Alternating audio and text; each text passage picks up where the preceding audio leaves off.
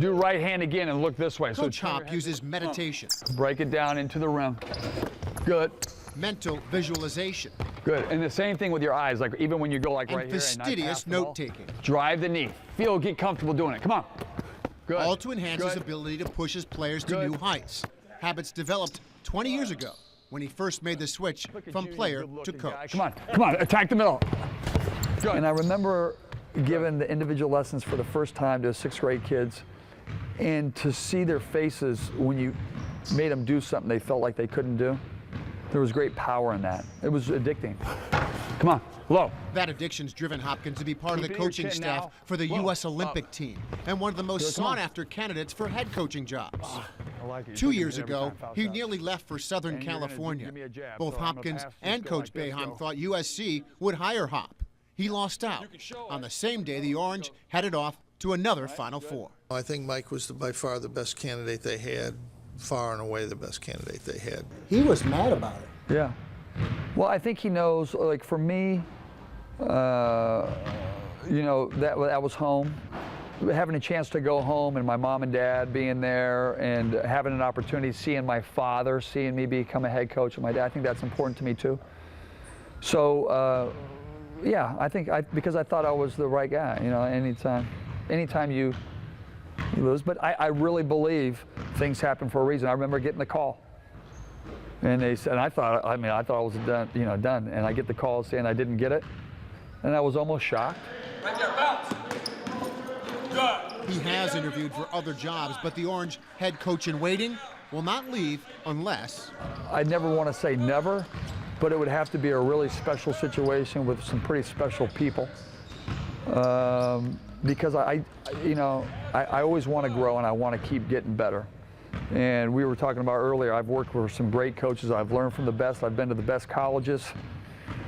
You know, I've learned from the greatest to ever do it. And now the only thing I haven't done is sat up there and call the timeout. Mike Hopkins believes a coach is not only defined by the good times, but also the bad. The Orange program has faced no greater challenge than the scandal that erupted in 2011, focused on the man who recruited Hopkins to Syracuse, Bernie Fine. What was that Bernie Fine year like in that respect? How did the coach handle it? I remember Coach, you know, Coach is one of those guys, when anything is ever going bad, he takes full, that's why I respect him. He takes it all. He never, let's bring it. And that's, you know, that's what great leaders do. Through all the controversy, Jim Boeheim coached that Orange team to a school-best record of 34-3 and one game short of the Final Four. He would always talk to the team and make them, you know, make them understand this isn't about any of them. And we got to stick together, and we're going to do this together.